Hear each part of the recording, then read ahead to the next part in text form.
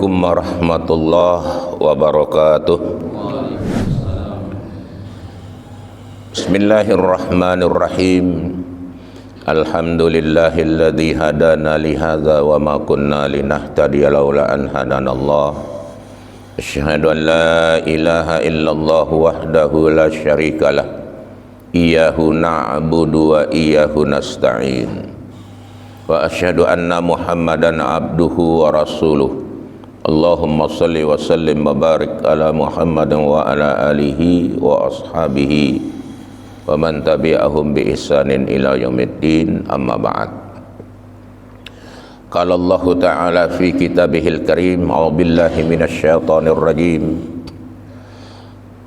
Wa idza adzana rabbukum la in syakartum la azidannakum wa la in kafartum inna adzabi lasyadid.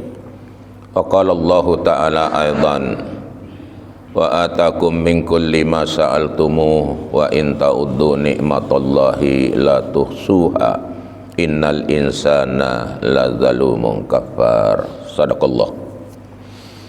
Bapak Ibu jamaah salat subuh yang dirahmati Allah, dimuliakan Allah.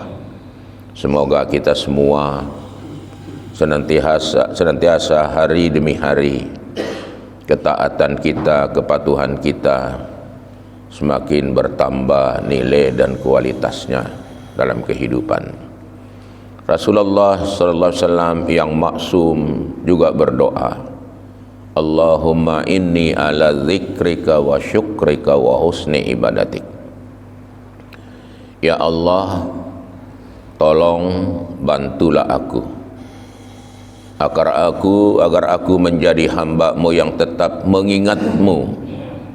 Bantu dan tolonglah aku hamba-Mu agar aku tetap bersyukur kepadamu. Bantu dan tolonglah aku agar hari demi hari ketaatan, ibadah, amalku semakin berkualitas, bernilai tinggi di sisi Allah Subhanahu wa ta'ala. Itu semua kita gapai melalui taufik Allah Subhanahu wa ta'ala. Taufik Allah, pertolongan Allah kita dapat manakala kita bersedia untuk menjadi hamba Allah, mengikuti perintahnya, meninggalkan larangannya, insyaAllah.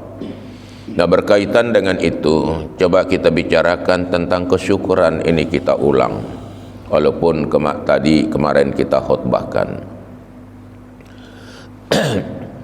Kalau kita belah hati manusia, di dalamnya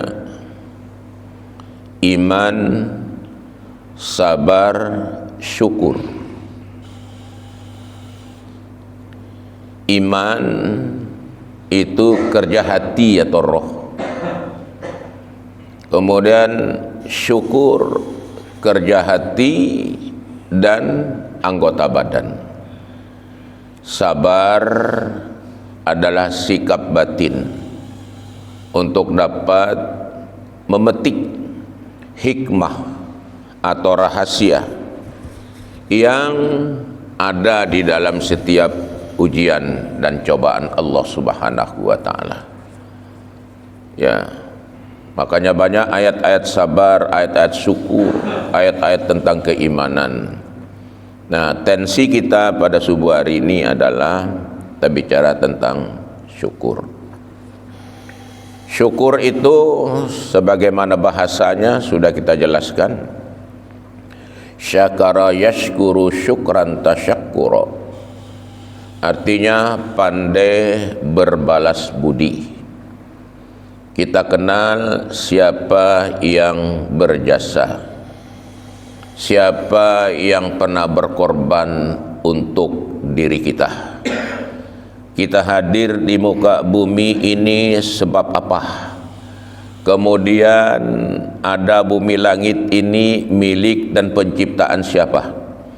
Kalau kita renungkan seperti ini, akan melahirkan sikap tawaddu, rendah hati. Orang-orang rendah hatilah yang akan bersyukur kepada Allah Subhanahu wa ta'ala. Orang yang rendah hati akan bersyukur, mengakui semua yang dia miliki karena pertolongan, rahmat dan karunia Allah Subhanahu wa taala. Syukur, Bapak-bapak, kalau dihubungkan kepada Allah, maka kita diminta untuk mentaati perintahnya, meninggalkan larangannya, mengakui bahwa seluruh nikmat apapun yang kita miliki itu karunia Allah, pemberian Allah, semata-mata rahmat Allah. Allah menguji kita dengan kekayaan, menguji kita dengan kecerdasan, kepintaran. Allah menguji kita dengan sakit, sehat. Allah menguji kita, hidup ini ujian. Maka orang-orang sukses nanti itu orang yang pandai mensyukurinya. Orang yang pandai mensyukurinya, orang pandai berterima kasih kepada Allah Sang Pencipta. Maka Rasulullah SAW menyebutkan hadis, wa man lam yashkuril insan lam yashkurillah. Barang siapa yang tidak pandai bersyukur kepada manusia, hakikat dia tidak pandai bersyukur kepada Allah. Manusia di sini dalam tanda petik orang tua. Orang tua yang membesarkan kita, yang melahirkan kita, yang menyebabkan kita hadir di planet bumi Allah ini karena mereka, sebab musabab mereka. Karena merekalah kita bersyukur kepadanya, mencintainya, mentaatinya, menghormatinya, memuliakannya. Jangan membuat mereka malu, jangan membuat mereka tersentak susah hatinya. Ya, orang tua itu tidak pernah menginginkan balasan apapun dari anaknya, itu mensyukurinya ya. Tidak pernah.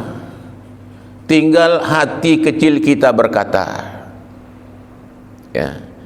Kalau sang ibu bapa bisa memberi nafkah sampai 7, 8 bahkan belasan anak,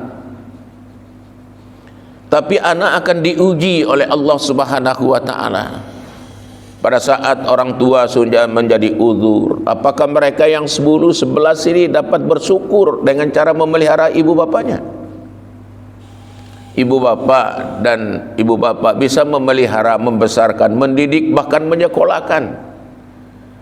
Nah, cuma kita ini anak-anak, kalau orang tua kita sudah tua, jarang perhatian kita, terlalu sedikit perhatian kita. Itu juga ujian. Anishkurli wali walidaika. Bersyukurlah kamu kepadaku dan kepada kedua orang tuamu. Disejajarkan Allah. Ini mensyukuri loh. Ya. Demikian juga dalam surat Al-Isra, wa qadha rabbuka alla ta'budu illa iyyahu wa bil walidaini ihsana. Allah memerintahkan kamu untuk beribadah taat kepadanya Allah yang menciptakan, dan kepada orang tua berbuat baik, berbuat ihsan, mensyukuri. Karena kata syakara yashkuru syukran tasyakkura, pandai berbalas budi. Ya. Jadi orang tua kita itu tidak pernah ada di memorinya setelah mereka tua, anaknya sudah besar, berpikir, oh saya dulu capek begini. Tidak ada. Karena memang pengabdian yang tulus.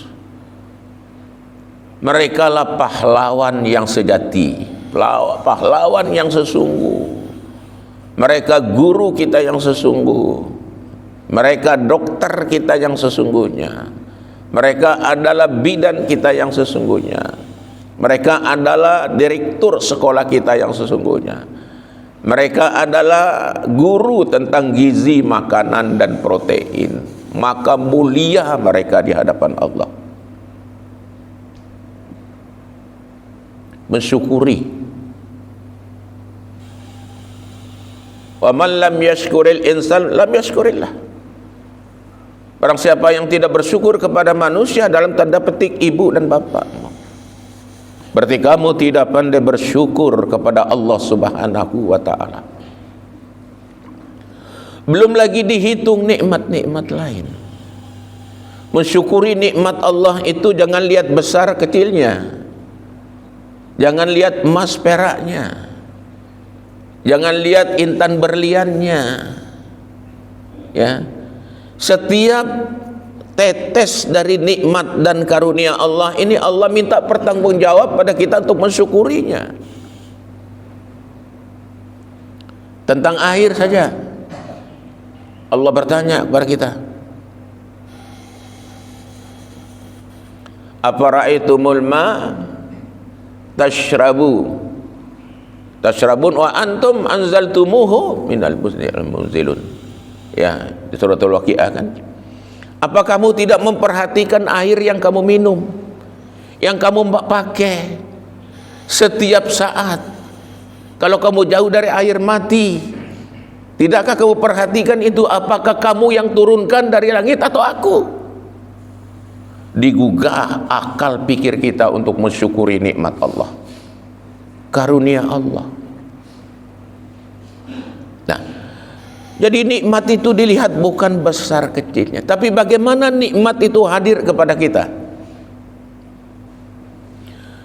Kita jihad mendapatkan nikmat Allah, kita peras keringat tenaga, harta benda, pemikiran, waktu yang lama.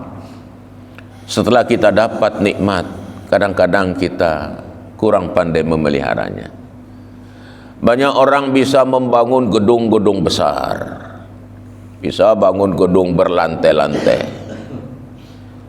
tapi betapa sedikit orang yang sanggup memelihara untuk selama-lamanya. Bangun gedung besar hebat, harus kita pikirkan bagaimana maintenance-nya, pemeliharaannya. Itu juga cara mensyukuri nikmat Allah Subhanahu wa taala. Ya. Kemudian wa man lam yashkuril qalil lam yashkuril katsir. Barang siapa yang tidak pandai mensyukuri nikmat Allah yang sedikit, sudah pasti yang banyak tidak mungkin dia pandai mensyukurinya. Jadi Allah tidak melihat betapa banyak nikmat ini, tapi bagaimana nikmat ini hadir di pangkuan kita.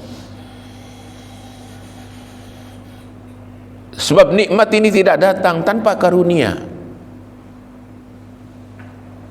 tanpa pertolongan Allah Subhanahu wa taala. Disinilah tempat gagalnya Qarun, ya, menjadi orang kaya raya. Dia anggap semua kekayaannya itu atas kepintarannya, atas kecerdasannya, atas usaha kerasnya, atas kehematannya.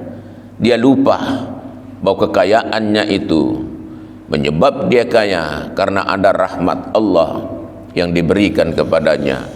Ada buruh, ada karyawan yang bekerja, ada orang lain yang membantunya. Tapi karena keangkuhan kesombongannya, Allah membenamkan dia di sepanjang sungai Nil dengan harta bendanya. Sampai hari ini belum orang menemukannya. Itu semua membuktikan bahwa Allah Subhanahu wa taala itu Maha Pemberi, Maha Rahman, siapa saja. Tetapi Allah menuntut agar kita pandai, ya, berterima kasih. Sama dengan bumi tempat kita tinggal ini. Bumi kita, tempat kita tinggal ini, Bapak, ibarat hotel. Hotel itu penumpangnya, pintunya tetap terbuka. Yang datang silakan, yang pergi silakan. Tidak ada bayarannya, tidak ada pajaknya. Siapa saja datang atas nama kelahirannya akan hadir di muka bumi. Begitu murah Allah. Bahkan Allah menyiapkan sebelum kita lahir, sudah disiapkan semuanya. Infrastrukturnya sudah ada semua, disiapkan oleh Allah. Sebelum kita lahir, disiapkan di dalam rahim ibu. Cara kita minum, cara kita makan, cara kita bernapas, disiapkan. Ya, setelah kita lahir, disiapkan juga cara kita makan, cara kita minum.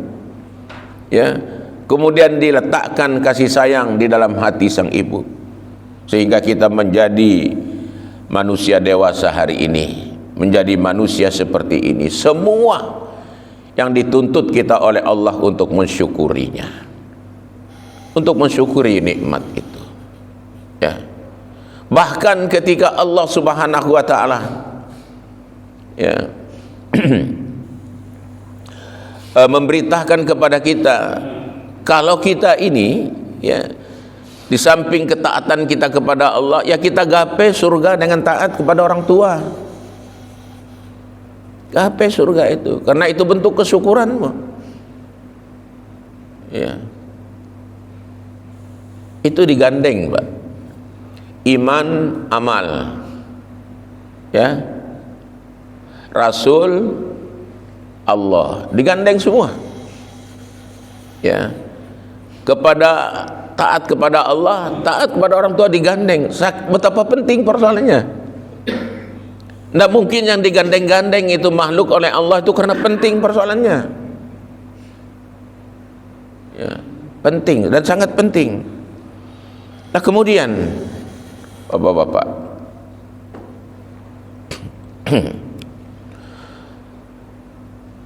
yang diminta sebenarnya oleh agama untuk mensyukuri nikmat, terutama khusus kita konsentrasi pada orang tua itu,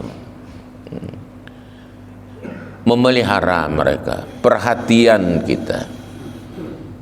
Orang-orang tua yang di atas umur 60-an itu tidak lagi senang makan di warung, senang benang di pantai, ya kita suruh traveling, enggak. Ya, mereka kita siapkan kondisi apa? Kondisi aman, kondisi tenang. Untuk apa? Untuk bertahanus dengan Allah, untuk bersenang-senang dengan Allah.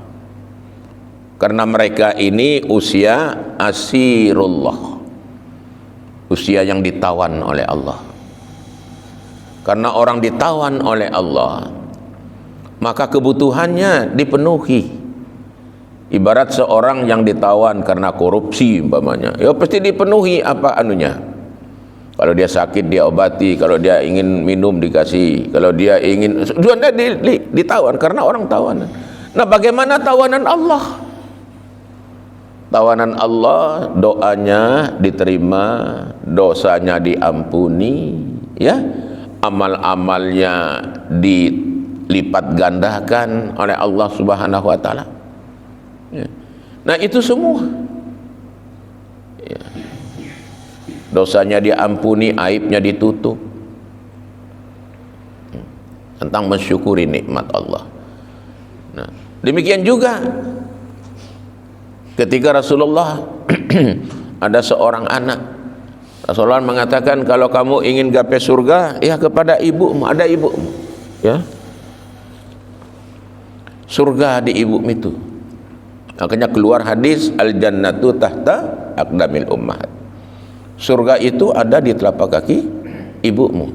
Pendidikan ibumu, contoh teladan ibumu, kesalehan dan ketaatan ibumu, itu surga. Didikan ibumu surga. Saya pikir tidak ada orang tua yang menyuruh anaknya menjadi penjahat, tidak ada. Kecuali orang konslet otaknya. Ya. Nah, kan ada pertanyaan, bagaimana kalau anak itu dia berbuat jahat setelah orang tuanya meninggal, apakah dia dapat dosa? Apa ada transfer dosa ke orang tuanya? Kalau berdasarkan hadis, ya kita jawab dengan hadis, man sanna sunnatan hasanatan falahu ajruha wa ajru man amila biha ila yaumil qiyamah wa man sanna sunnatan sayyi'atan wa wizruha, ya, man sanna sunnatan sayyi'atan, barang siapa, yang pertama tadi, barang siapa yang menyuruh berbuat baik, kemudian orang lain mengikuti dia berbuat baik, mencontohi sesuatu, maka dia dan orang yang mengikuti dia sampai hari kiamat pahalanya akan diberikan dan tidak dikurangi oleh Allah. Wa man sanna sunnatan sayyi'atan falahu wizruha wa wizru man amila biha ila yaumil qiyamah. Nah, barang siapa yang membuat contoh buruk, mengajarkan yang buruk, yang jelek, maka dia yang mengajarkan keburukan dan orang yang mengikuti dia tentang keburukan, itu dosanya sampai hari kiamat. Sama dengan dosa Qabil. Qabil itu setiap pembunuhan dia pasti kena dosanya. Karena apa? Karena dia mencontohi yang tidak baik. Nah, maka orang tua yang memberi contoh yang baik, kemudian berbuat taat, anaknya menjadi saleh, menjadi baik, bermanfaat, maka orang tua otomatis dapat. Karena orang tua itu perbuatan amal orang tuanya anak ini. Nah, kalau orang tua anak-anaknya berbuat jahat, maka tidak mungkin orang tuanya dapat dosa, karena orang tua tidak mengajarkan kejahatan. Ya. Maka semakin banyak kesalehan, ketaatan sang anak, semakin banyak maslahat manfaat untuk kedua orang tua. Dan tidak ada ulama yang berselisih tentang ini. Satu pun tidak ada. Nah, kemudian Rasulullah SAW contoh lain, melarang anak yang menuntut sesuatu kepada orang tuanya di luar kadar kemampuan orang tuanya.